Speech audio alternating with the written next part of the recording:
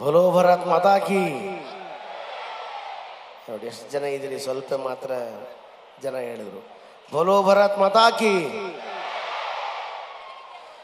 ಬಹಳ ಸಂತೋಷ ಈ ಒಂದು ಉತ್ಸವದಲ್ಲಿ ನಮ್ಮನ್ನು ಕರೆಸಿ ನಿಮ್ಮ ನೋಡಿ.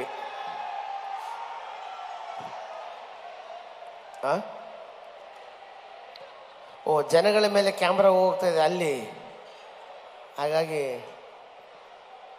ಎಲ್ಲರ ಲಕ್ಷ್ಯ ನಮ್ಮ ಕಡೆ ಕೊಟ್ಟರೆ ನಾವು ಸ್ವಲ್ಪ ಮಾತಾಡ್ತೀವಿ.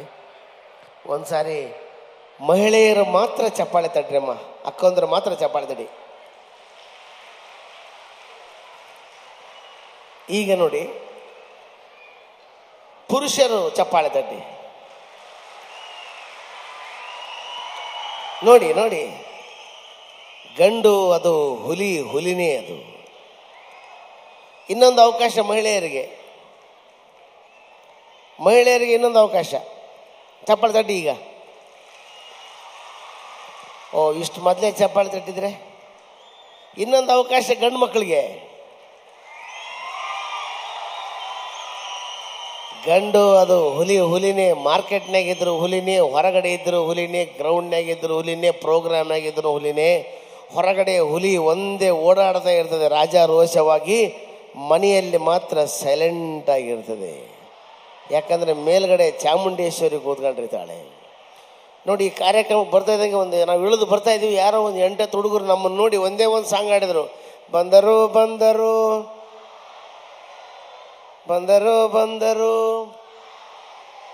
ನೋಡಿ, ನಾವು ಯಾವಾಗ ಅವ್ರ ಭಾವ ಆಗಿದ್ದೇವೆ. ಇವಾಗ ನೋಡ್ರಿ, ಸೋಷಿಯಲ್ ಮೀಡಿಯಲ್ಲಿ ಯಾವಾಗ ಹಿಂಗೆ ತೆಗೆದ್ರೆ ಸಾಕು, 6 ತಿಂಗಳಿಗೆ ಒಂದೊಂದು ಹೊಸ ಹೊಸ ಸಾಂಗ್ ಬರ್ತದೆ. ಒಂದೊಂದು ಸಾಂಗ್ ಯಾವ್ಯಾವ ಇದ್ದು ನೀವು ಒಂದು ಲೈನ್ ನಮ್ಮ ಜೋಸ್ಕರ ಒಂದೊಂದು ಲೈನ್ ಹಾಡಿ. ಮೊದಲು ಒಂದು 6 ತಿಂಗಳಿಂದ ಒಂದು ಸಾಂಗ್ ಇತ್ತು, ಯಾರ ಮೊಬೈಲ್ನಲ್ಲಿ ನೋಡಿ, ಯಾರ ಮನೆಯಲ್ಲಿ ನೋಡಿ ಅದೇ ಸಾಂಗ್ ಪ್ಲೇ ಆಗ್ತಿತ್ತು. ನಾನು ನಂದಿನಿ PGಲಿ ಇರ್ತೀನಿ. ಇನ್ನೊಂದು ಸ್ವಲ್ಪ ದಿವಸ ಮುಂದೋದೆ, ಇನ್ನೊಂದು ಸಾಂಗ್ ಬಂತು, ಅದು ಎಲ್ಲರ ಮೊಬೈಲ್ನಲ್ಲೂ ಎಲ್ಲರ ಮನೆಯಲ್ಲೂ. ಮನಸ್ಸಿನೊಳಗೆ ಈ ಮನದೊಳಗೆ ಇದ್ದರು ಸಂಪಿಗೆ ತರದೆ ಹೋದರು ನೀ ನನಗೆ ಓನಲ್ಲ. ನಮ್ಮ ಮಮ್ಮಿಗೂ ಎದುರು ಮನಿ ಆಂಟಿಗೂ ಜಗಳವೇ. ನೀವು ನನಗೆ ಚೆಂಡು ಒಗೆದ್ರೆ ವಾಪಸ್ ಬಂದ್ರೆ ಆಡಕ್ ಚೆನ್ನಾಗಿರ್ತದೆ. ಹಂಗೆ ಎಲ್ಲಿ ಆಕ್ಷನ್ ಇರ್ತದೆ ಅಲ್ಲಿ ರಿಯಾಕ್ಷನ್ ಇರಬೇಕು. ನಿಮಗೊಂದು ರಿಕ್ವೆಸ್ಟ್, ನೀವು ಕಂಪ್ನಿ ಏನಂದ್ರೆ ನೀವು ಕೋರಸ್ ಕೊಡಿ. ಓ ಸರಿ, ಚಪ್ಪಾಳೆ ಹೊಡ್ಕೊಂತ ಆಡೋಣ, ಚಪ್ಪಾಳೆ ತಟ್ಕೊಂಡು. ನಮ್ಮ ಮಮ್ಮಿಗೂ ಎದುರು ಮನಿ ಆಂಟಿಗೂ ಜಗಳವೇ, ಪ್ರತಿದಿನ ನಡೆಯುವ ಜಗಳ ಬಿಡಿಸಲು ಸಾಧ್ಯವೇ. ನಮ್ಮಮ್ಮಿಗೂ ಆ ಆಂಟಿಗೂ ಒಂದೇ ಅನುಮಾನ, ನಮ್ಮಪ್ಪ ಯಾರಿಗೆ ಯಜಮಾನ.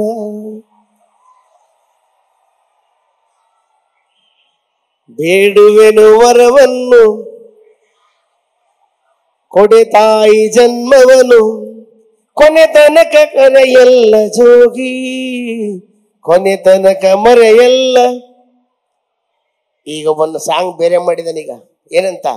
ಬೇಡುವೆನು ವರವನ್ನು ಕೊಡು ಮಾವ ಮಗಳನ್ನು, ಕೊನೆ ತನಕ ಇರ್ತೀವಿ ಕೂಡಿ, ಎಲ್ದಿದ್ರ ಹೋಗ್ತೀವಿ ಓಡಿ ಅಂತಾರೆ. ಅದಕ್ಕೆ ಯುವಕರಿಗೆ, ಯುವ ಜನತೆಗೆ ನಾವೇನಾದ್ರು ಚಪ್ಪಾಳಿ ತಟ್ಟಿ ಅಂತ ಕೇಳೋ ಅವಶ್ಯಕತೆ ಇಲ್ಲ. ಅವ್ರಿಗೆ ಮನಸ್ಸು ಮುಟ್ಟುವಂಗೆ ಒಂದು ಡೈಲಾಗ್ ಹೊಡೆದ್ರೆ ಸಾಕು, ಅವರೇ ಚಪ್ಪಾಳಿ ತಟ್ತಾರೆ. ಈಗ ಒಂದು ಡೈಲಾಗ್ ಹೇಳ್ತೀನಿ ನಮ್ಮ ಯುವಕರಿಗೋಸ್ಕರ. ಮನೆಯಲ್ಲಿ 1000 ದೀಪಗಳಿದ್ದರೂ ದೇವರ ಮನೆಯಲ್ಲಿರುವ ದೀಪನೇ ಬೇರೆ. ಮನೆಯಲ್ಲಿ 1000 ದೀಪಗಳಿದ್ದರೂ ದೇವರ ಮನೆಯಲ್ಲಿರುವ ದೀಪನೇ ಬೇರೆ. ಕಣ್ಣಲ್ಲಿ 1000 ಹುಡುಗಿಯರಿದ್ದರೂ ಮನಸ್ಸಿನಲ್ಲಿರುವ ಹುಡುಗಿನೇ ಬೇರೆ.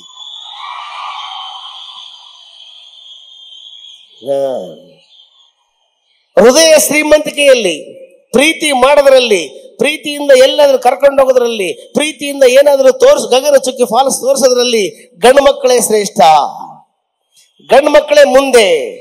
ಪ್ರೀತಿ ಮಾಡೋದ್ರಲ್ಲಿ ಗಂಡು ಮಕ್ಕಳೇ ಮುಂದೆ. ಹೆಣ್ಣು ಹುಡುಗರೆಲ್ಲ ಇಲ್ಲಿ ಹಿಂಗಂತಾರೆ. ಇಲ್ಲ, ನಾ ಎಕ್ಸಾಂಪಲ್ ಹೇಳ್ತೀನಿ ಕೇಳಿ. ನಮ್ಮ ಮನೆಯಲ್ಲಿ ನಮ್ಮ ತಂಗಿ ಇದ್ದಾಳೆ, ನನ್ನ ತಂಗಿನ ನನ್ನ ಹೆಂಡತಿ ಅಷ್ಟು ಪ್ರೀತಿಯಿಂದ ಮಾತಾಡ್ಸಲ್ಲ, ಪ್ರೀತಿಯಿಂದ ನೋಡ್ಕೊಳ್ಳಲ್ಲ, ಪ್ರೀತಿಯಿಂದ ಎಲ್ಲೂ ಕರ್ಕೊಂಡು ಹೋಗಲ್ಲ, ಪ್ರೀತಿಯಿಂದ ಏನು ಕೊಡಿಸಲ್ಲ. ಯಾಕಂದ್ರೆ ಅವಳಿಗೆ ನನ್ನ ಹೆಂಡತಿಗೆ ಹೃದಯ ಶ್ರೀಮಂತಿಕೆ ಇಲ್ಲ. ನಾನು ಹಂಗಲ್ಲ, ನನ್ನ ಹೆಂಡತಿ ತಂಗಿ ಇದ್ದಾಳೆ. ಅಣ್ಣ, ನಮ್ಗಿಂತ ನೀವೇ ಎಷ್ಟು ಖುಷಿಯಾಗಿದ್ದೀರ. ಹಂಗಲ್ಲ, ಕೇಳಿ, ನನ್ನ ಹೆಂಡತಿ ತಂಗಿದ್ದಾಳೆ, ಆಕೆನ ಬರೆಸಿ ಓದಿಸಿ ಮದುವೆ ಮಾಡಿಕೊಟ್ಟೆ. ನೋಡಿ, ಹೃದಯ ಶ್ರೀಮಂತಿಕೆಯಲ್ಲಿ ಗಂಡು ಹುಡುಗರೇ ಶ್ರೇಷ್ಠ ಅಂತ ಯಾಕೆ ಹೇಳ್ತೀನಿ ಅಂದ್ರೆ, ಈಗ ಒಂದು ಕಾರ್ಯಕ್ರಮ ಮುಗಿಸ್ಕೊಂಡು, ಒಂದು ಎಕ್ಸಾಂಪಲ್ ಹೇಳ್ತೀನಿ ನಿಮಗೆ. ಕಾರ್ಯಕ್ರಮ ಮುಗಿಸ್ಕೊಂಡು ಒಬ್ಬ ಹುಡುಗ ಬಸ್ಸಲ್ಲಿ ಹತ್ತಿದ ಮೇಲೆ ಒಬ್ಬ ಹುಡುಗಿ ಪಕ್ಕಕ್ಕೆ ಒಂದು ಸೀಟ್ ಖಾಲಿ ಇರ್ತವೆ, ಕೂಡ್ತಾನೆ. ಗಗನ ಚುಕ್ಕಿ ಉತ್ಸವದಲ್ಲಿ ಹೋರಾಡಿರ್ತಕ್ಕಂಥ ಹುಡುಗ ಟಯರ್ಡ್ ಆಗಿರ್ತಾನೆ. ಆ ಹುಡುಗಿ ಪಕ್ಕ ಕೂತ್ಕೊಂಡ ತಕ್ಷಣನೇ ನಿದ್ದೆ ಬರುತ್ತೆ. ಆ ಹುಡುಗಿ ಭುಜದ ಮೇಲೆ ತಲೆ ಇಟ್ಟು ಮಲಗಿದ ಅಂದ್ರೆ ಆ ಹುಡುಗಿ ಬಸ್ನ ಸ್ಟಾಪ್ ಮಾಡಿ ಜನರನ್ನ ಕರೆಸಿ ಬಡಿಸಿ ಬಿಡ್ತಾಳೆ. ಹೃದಯ ಶ್ರೀಮಂತಿಕೆ ಇಲ್ಲ. ಅದನ್ನೇ ಉಲ್ಟಾ ಮಾಡಿ ಆ ಹುಡುಗ ಕೂತ್ಕೊಂಡಿದ್ದ, ಆ ಹುಡುಗಿ ಬಂದು ಅವನ ಪಕ್ಕ ಕೂತ್ಕೊಂಡು ಅವನ ಭುಜದ ಮೇಲೆ ತಲೆ ಇಟ್ಟು ಮಲಗಿದ್ಲು ಅಂದ್ರೆ ಅವನು ಇಲ್ಲೇ ಮದ್ದೂರಿಗೆ ಇಳಿಬೇಕು, ಇಳಿಯದೇ ಇಲ್ಲ. ಯಾಕಂದ್ರೆ ಅವಳು ಎಲ್ಲಿವರೆಗೆ ಹೋಗ್ತಾಳೆ ಅಲ್ಲಿವರೆಗೆ ಹೋಗಿ ಡ್ರಾಪ್ ಕೊಟ್ಟು ಬರ್ತಾನೆ. ಯಾಕಂದ್ರೆ ಮಹಿಳೆಯರ ಮೇಲೆ ಇರ್ತಕ್ಕಂಥ ಗೌರವ, ಪ್ರೀತಿ, ಅಭಿಮಾನ. ಅದಕ್ಕೆ ಹೇಳಿದೆ, ಬಹಳ ಸುಂದರವಾಗಿರ್ತಕ್ಕಂಥ ಭವ್ಯವಾದ ವೇದಿಕೆ ಇದೆ.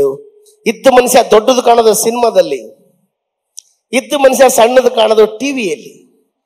ಇದ್ದ ಮನುಷ್ಯ ದೊಡ್ಡದು ಕಾಣೋದು ಸಿನಿಮಾದಲ್ಲಿ, ಇದ್ದ ಮನುಷ್ಯ ಸಣ್ಣದು ಕಾಣೋದು ಟಿವಿಯಲ್ಲಿ, ಇದ್ದ ಮನುಷ್ಯ ಇದ್ದಂಗೆ ಕಾಣೋದು ಇಂಥ ಭವ್ಯವಾದ ಪವಿತ್ರವಾದ ವೇದಿಕೆಯಲ್ಲಿ ನಿಮ್ಮಂತ ಪ್ರೇಕ್ಷಕರ ಮುಂಭಾಗದಲ್ಲಿ ಅಂತ ಹೇಳ್ತಾ, ನೋಡಿ, ಮದುವೆ ಮನೆಯಲ್ಲಿ ಹಾಡುಗಳು ಹೆಂಗಿದು, ಮದುವೆ ಮನೆಯಲ್ಲಿ ಹಾಡುಗಳು ಹೆಂಗಿದ್ದು.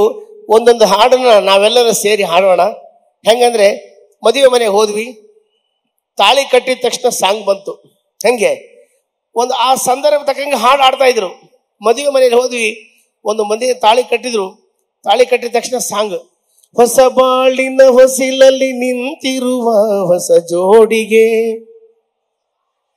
ಶುಭವಾಗಲಿ. ಇನ್ನೊಂದು ಮದುವೆ ಮನೆಗೆ ಹೋದೆ, ತಾಳಿ ಕಟ್ಟಿದ ತಕ್ಷಣ ಸಾಂಗ್. ಶುಭಾಶಯ ಶುಭಾಶಯ ಮದುಮಗನಿಗೂ ಮದುಮಗಳಿಗೂ ಶುಭಾಶಯ. ಮದುವೆಯ ಈ ಬಂಧ ಏಳೇಳು ಜನುಮದಲು ತೀರದ ಸಂಬಂಧ. ನೋಡಿ, ಈಗ ಮದುವೆ ಮನೆಯಲ್ಲಿ ಅಂತ ಹಾಡುಗಳಿಲ್ಲ. ಮೊನ್ನೆ ಒಂದು ಮದುವೆ ಮನೆಗೆ ಹೋಗಿನಿ, 5 ವರ್ಷ ಲವ್ ಮಾಡಿ ಮದುವೆ ಆಗಿದ್ದಾನೆ, ತಾಳಿ ಕಟ್ತಾನೆ, ಮದುವೆ ಮನೆಯಲ್ಲಿ ಸಾಂಗ್, ಬಡಿ ಮಗ ಬಡಿ ಮಗ ಬಡಿ ಮಗ ಬಡಿ ಮಗ ಬಿಡಬೇಡ ಅವನ. ಇನ್ನೊಂದು ಮದುವೆ ಮನೆಗೆ ಹೋದೆ, ತಾಳಿ ಕಟ್ಟಿದ ತಕ್ಷಣ ಸಾಂಗ್. ವಿಧಿ ಬರಹ ಎಂಥ ಘೋರ, ಪ್ರೇಮಿಗಳು ದೂರ ದೂರ. ಅವನು ತಾಳಿ ಕಟ್ತಾನೆ, ಇವನು ಹಾಡ್ತಾನೆ. ಇನ್ನೊಂದು ಮದುವೆ ಮನೆಗೆ ಹೋದ್ವಿ ಸರ್ ಮೊನ್ನೆ ಚಿತ್ರದುರ್ಗದಲ್ಲಿ. ಊಟಕ್ಕೆ ಎಲ್ಲಿ ಅಂತ ಕೇಳಿದ್ವಿ. ನೋಡಿ, ಅವನು ನಮ್ಮನೆ ಕೇಳ್ತಾನೆ, ಎಲ್ಲಿ ಹೋಗುಮ ಎಲ್ಲಿ ಹೋಗುಮ ಹುಬ್ಬಳ್ಳಿಯಲ್ಲಿ. ನೀವು ಬಂದಿರ ಮದುವೆಗೆ? ಮದುವೆ ಆಗಿದ್ದೆ ಚಿತ್ರದುರ್ಗದಲ್ಲಿ, ಹುಬ್ಬಳ್ಳಿಗೆ ಊಟಕ್ಕೆ ಹೋಗೋಣ ಬಾ ಅಂತಾನೆ ಅವನು. ನಾನು ಕೇಳಿದೆ, ನಿಮ್ಮ ತಲೆ ಕೆಟ್ಟದ್ರೆ ನನ್ನ ತಲೆ ಕೆಟ್ಟಿದೆ ಅಂದೆ. ಹಿಂಗೆ ಕೇಳಿದೆ ನಾನು. ಹುಬ್ಬಳ್ಳಿಯಲ್ಲಿ ಬಳ್ಳಾರಿಗೆ ಹೋಗುಮ, ಮಂಡ್ಯದಲ್ಲಿ ಮಾಡುಮ, ಎಡಮುರಲಿ ಬಲ್ಮುರಲಿ, ಮೈಸೂರು ಬೆಟ್ಟದಲ್ಲಿ ಸೀರಿಯಲ್ ಸೆಟ್ ಬೆಳಕಲ್ಲಿ ಊಟ ನಮ್ದು. ಇನ್ನೊಂದ್ಸಾರಿ, ಊಟ ನಮ್ದು. ಇಷ್ಟು ಜನರಿಗೆ ಎಣ್ಣೆ ಕುಡಿಸಿದ್ರೆ ಉಳಿದ. ನೋಡ್ರಿ, ಈ ವಿಷಯ ಗಂಡು ಮಕ್ಕಳಿಗೆ ಗಂಡು ಹುಡುಗರಿಗೆ ಸಂಬಂಧವೇ ಇಲ್ಲ. ನೀವ್ ಯಾರು ಹೇಳಕ್ ಹೋಗ್ಬೇಡ್ರಿ. ಊಟ ನಮ್ದು. ಇನ್ನು ಕಾರ್ಯಕ್ರಮ ನಾವು ಮಾಡೋದ್ರಲ್ಲಿ ಅರ್ಥ ಇಲ್ಲ. ಯಾವ ಶಬ್ದ ಅವ್ರ ಬಾಯಿಂದ ಬರಬಾರ್ದು. ಅಂದ್ರೆ ತಲೆಗೆ ಹಾಕೋ ಎಣ್ಣೆ ಬಗ್ಗೆ ಅವರು ಆಲೋಚನೆ ಮಾಡ್ತಾರೆ. ದಾನಗಳಲ್ಲಿ ಸರ್ವಶ್ರೇಷ್ಠವಾದ ದಾನ ಸಮಾಧಾನ. ದಾನಗಳಲ್ಲಿ ದಾನಗಳಲ್ಲಿ ಸರ್ವಶ್ರೇಷ್ಠವಾದ ದಾನ ಸಮಯ ದಾನ. ದಾನಗಳಲ್ಲಿ ಸರ್ವಶ್ರೇಷ್ಠವಾದ ದಾನ ಅನ್ನದಾನ. ದಾನಗಳಲ್ಲಿ ಸರ್ವಶ್ರೇಷ್ಠವಾದ ದಾನ ವಿದ್ಯಾದಾನ. ದಾನಗಳಲ್ಲಿ ಸರ್ವಶ್ರೇಷ್ಠವಾದ ದಾನ ನೇತ್ರದಾನ. ದಾನಗಳಲ್ಲಿ ಸರ್ವಶ್ರೇಷ್ಠವಾದ ದಾನ ರಕ್ತದಾನ. ದಾನಗಳಲ್ಲಿ ಸರ್ವಶ್ರೇಷ್ಠವಾದ ದಾನ ಕನ್ಯಾದಾನ. ದಾನಗಳಲ್ಲಿ ಸರ್ವಶ್ರೇಷ್ಠವಾದ ದಾನ ಮತದಾನ. ದಾನಗಳಲ್ಲಿ ಸರ್ವಶ್ರೇಷ್ಠವಾದ ದಾನ ನಾವೆಲ್ಲರೂ ಇಲ್ಲಿ ಇಷ್ಟು ಸುಖವಾಗಿ ಜೀವನ ಮಾಡ್ತಾ ಇದ್ವಿ ಅಂದ್ರೆ ಗಡಿಯಲ್ಲಿ ನಿಂತುಕೊಂಡು ವೀರ ಯೋಧರು ನಮ್ಮ ದೇಶಕ್ಕೋಸ್ಕರ ತಮ್ಮ ಪ್ರಾಣವನ್ನೇ ಕೊಟ್ಟು ಬಿಡ್ತಾರೆ. ಅಂತಹ ವೀರ ಯೋಧರ ನೋಡಿ, ವೀರ ಯೋಧರ ಹೆಸರು ಹೇಳಿದ ತಕ್ಷಣ ಗೌರವ ಪೂರ್ವಕವಾಗಿ ಚಪ್ಪಾಳೆ ತಟ್ಟಿದ್ರೆ ನಿಮಗೆ ಒಂದೇ ಒಂದು ಮಾತಾಡ್ಲಿಕ್ಕೆ ಇಷ್ಟಪಡ್ತೀನಿ. ಈ ವೇದಿಕೆಯ ಮುಖಾಂತರ 9 ತಿಂಗಳು ಹೆತ್ತು ಹೊತ್ತು ಮುತ್ತಕ್ಕಿ ಸಾಕಿಸಲದ ತಂದೆ ತಾಯಿಗಳನ್ನ, ಕಲಿಸಿದ ಗುರುಗಳನ್ನ, ಅನ್ನ ಕೊಡುವ ರೈತನನ್ನ, ದೇಶ ಕಾಯುವ ಸೈನಿಕನನ್ನ ನಾವು ಯಾವತ್ತಿಗೂ ಕೈ ಜೋಡಿಸಿ ತಲೆ ಬಾಗಿಸಿ ಗೌರವಿಸೋಣ, ಪ್ರೀತಿಸೋಣ, ಅಭಿನಂದಿಸೋಣ ಅಂತ ಹೇಳ್ತಾ ನೋಡ್ರಿ, ಫೋಟೋಗ್ರಾಫರ್ ಅವರು ಒಂದು ಫೋಟೋ ತೆಗೆದಿರಣ್ಣ, ತೆಗಿರಿ. ತುಂಬಾ ಧನ್ಯವಾದ ಸರ್. ನಮಗಿಂತ ಪರಿಸ್ಥಿತಿ ಬರಬಾರ್ದಾಗಿತ್ತು. ಪಾಪ ಅವ್ರು ತೆಗೆದಿದ್ರು, ಆದ್ರೂ ಕೇಳಿ ಫೋಟೋಗ್ರಾಫರ್ಗೆ ಒಂದು ಅಭ್ಯಾಸ ಇರ್ತದೆ, ಇವ್ರಿಗಿಲ್ಲ ಪಾಪ. ಇವರು ತುಂಬಾ ಒಳ್ಳೆಯವರು. ಬೇರೆಯವ್ರ ಕಡೆ ನೋಡಿ, ನೀವು ಈ ಕಡೆ ನೋಡಿ ಈ ಕಡೆ ನೋಡಿ ಅಂತಿರ್ತಾರ, ಆದ್ರೆ ಈ ಕಡೆ ನೋಡಿ ಈ ಕಡೆ ನೋಡಿ ಅಂತಿರ್ತಾರ. ಒಂದ್ಸಲ ಏನಾಯ್ತು, ಅವ್ರ ಗೆಳೆಯನಿಗೆ ಹೇಳಿದ, ನಾನು ಹೇಳ್ತೀನಿ ಒಂದ್ ಕೆಲಸ ಮಾಡ್ಬೇಕು, ನಾನು 1 2 3 ಅಂತೀನಿ, ಮುಹೂರ್ತ ಸಮಯ ತಾಳಿ ಕಟ್ಟೋ ಸಂದರ್ಭದಲ್ಲಿ ಈ ಕಡೆ ನೋಡ್ಕೊಂಡು ತಾಳಿ ಕಟ್ಟಿಬಿಡು ಅಂದ್ರೆ ನ್ಯಾಚುರಲ್ ಆಗಿ ಒಂದು ಫೋಟೋ ತೆಗಿತೀನಿ ಅಂದ. ಸ್ನೇಹಿತ ಹೇಳ್ತಾನೆ, ನಾನು ತಗೊಂಡು 1 2 3 ಅಂದ. ಮದುವೆ ಮುಹೂರ್ತ ಹತ್ತಿರ ಬಂತು, ಈ ಕಡೆ ನೋಡ್ಕೊಂತ ತಾಳಿ ಕಟ್ಟಿಬಿಟ್ಟಿದ್ದ. ಯಾರಿಗೆ? ಆ ಹುಡುಗಿ ತಾಯಿಗೆ. ನೋಡಿ, ಕಳೆದ ಈ ಕಾರ್ಯಕ್ರಮ ಮಾಡೋದಕ್ಕಿಂತ ಮುಂಚೆ ನಾನು LIC ಏಜೆಂಟ್ ಆಗಿ ಕೆಲಸ ಮಾಡ್ತಿದ್ದೆ. LIC ಏಜೆಂಟ್ ಅಂದ್ರೆ ಪಾಲಿಸಿ ಮಾಡೋದು ತುಂಬಾ ಕಷ್ಟ. 10 ವರ್ಷ ಒಬ್ರು ಮನೆಗೆ ಹೋದೆ, ಪಾಲಿಸಿ ಕೊಡ್ಲೇ ಇಲ್ಲ. 11ನೇ ವರ್ಷಕ್ಕೆ ಅವರು ಅಧ್ಯಕ್ಷರಾದ್ರು. ನಾನು ಕೇಳಿದೆ, ಅಕ್ಕ 10 ವರ್ಷ ಕೇಳಿದ್ರು ಪಾಲಿಸಿ ಕೊಟ್ಟಿಲ್ಲ, ಈಗ ಯಜಮಾನರು ಅಧ್ಯಕ್ಷರಾಗಿದ್ದಾರೆ, ಒಂದು LIC ಪಾಲಿಸಿ ಮಾಡಿಸಿ ಅಂದೆ. ಅವರು ಯಜಮಾನ್ರು ಹೇಳಿ LIC ಪಾಲಿಸಿ ಮಾಡಿಸಿಬಿಟ್ರು. ಮಾಡಿಸಿದ 6 ತಿಂಗಳಲ್ಲಿ ಅವ್ರ ಯಜಮಾನರು ತೀರ್ಕೊಂಡು ಹೋಗ್ಬಿಟ್ರು. ಹೋಗ್ತಾ ಇದ್ದಂಗೆ ನಾನು LIC ಅವ್ರಿಗೆ ಹೇಳಿ ದುಡ್ಡು ಕೊಡಿಸಿಬಿಟ್ಟೆ. 2 ತಿಂಗಳಾದ್ಮೇಲೆ ಅವ್ರ ಹೆಣ್ಮಕ್ಳು ಫೋನ್ ಮಾಡಿದ್ರು, ಅವ್ರ ಮಿಸ್ಸಸ್ ನನಗೆ ಫೋನ್ ಮಾಡಿದ್ರು, ಅಣ್ಣ ಎಲ್ಲಿದ್ದೀರಾ ಅಂದ್ರು. ಯಾಕಮ್ಮ ಅಂದೆ. ಅರ್ಜೆಂಟಾಗಿ ನಮ್ಮ ಮನೆಗೆ ಬನ್ನಿ ಅಂದೆ. ನನಗೇನು ಕಾದಿದೆ ಏನೋ, ಬೇಡ ಅಂದ್ರು. 10 ವರ್ಷ ಬೇಡ ಅಂದ್ರು, ಪಾಲಿಸಿ ಮಾಡಿಸಿದೆ. 6 ತಿಂಗಳಲ್ಲಿ ಅವರು ಸತ್ತೋಗ್ಬಿಟ್ರು. ಈಗ ದುಡ್ಡು ಕೊಟ್ಟಿದ್ದೀನಿ, ಮತ್ತೇನು ಕಾದಿದೆ ಅನ್ಕೊಂಡು ಅವ್ರ ಮನೆಯ ಮುಂದೆ ಹೋದ್ರೆ 200 ಜನ ಹೆಣ್ಮಕ್ಳಿದ್ರು. ನನಗೆ ಒಂದೇ ಒಂದು ಚೇರ್ ಹಾಕಿದ್ದಾರೆ. ಹೋಗಿ ಕೂತ್ಕೊಂಡೆ. ಆ ಅಮ್ಮ ಮಾತಾಡಕ್ ಶುರು ಮಾಡಿದ್ರು. ಮಾತೆಯರೇ, ಮಹಿಳೆಯರೇ, ಇವತ್ತು ನಾವೆಲ್ಲರೂ ಒಗ್ಗಟ್ಟಾಗಬೇಕಾಗಿದೆ ಅಂದ್ರು. ನನಗೆ ಎದೆ ಛಲ್ ಅಂತ, ಏನು ಮಾಡ್ತಾರೋ ಏನು ಒಗ್ಗಟ್ಟಾಗಿ. ನಾನಂದೆ, ಯಾಕಕ್ಕ ಒಗ್ಗಟ್ಟಾಗ್ತೀರ, ನಾಳೆ ನಾಡ್ದು ಆಗ್ರಿ ಅಂದೆ. ನೀ ಸುಮ್ಮನೆ ಕೂಡು ಅಣ್ಣ, ಇಷ್ಟು ಜನ ಹೆಣ್ಮಕ್ಳು ಯಾಕೆ ಸೇರಿದ್ದಾರೆ ಗೊತ್ತಾ? ಯಾಕಕ್ಕ ಅಂದೆ. ಅವರೆಲ್ಲ ಬೇರೆಯವ್ರ ಕಡೆ LIC ಪಾಲಿಸಿ ಮಾಡಕ್ ಹೊರಟಿದ್ರು.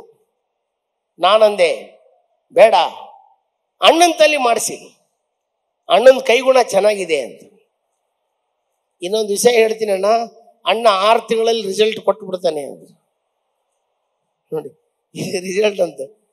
ಹಂಗೆ ನೀವೆಲ್ಲರೂ ಶಾಂತ ರೀತಿಯಿಂದ ಕೂತ್ಕೊಂಡು ಕಾರ್ಯಕ್ರಮವನ್ನು ಆಲಿಸಿದರೆ, ಈಗ ನಿಮ್ಮ ಮುಂದೆ ಬರ್ತಾ ಇದ್ದಾರೆ ನಿಮ್ಮೆಲ್ಲರ ನೆಚ್ಚಿನ ಹಾಸ್ಯ ಭಾಷಣಕಾರರಾಗಿರ್ತಕ್ಕಂಥ ಶ್ರೀಯುತ ಗಂಗಾವತಿ ಪ್ರಾಣೇಶ್ ಬಸವರಾಜ ಮಹಾಮಣಿಯವರು. ನಿಮ್ಮ ಚಪ್ಪಾಳೆಯೊಂದಿಗೆ ನಿಮ್ಮ ಮುಂದೆ ಬಸವರಾಜ ಮಹಾಮಣಿಯವರು.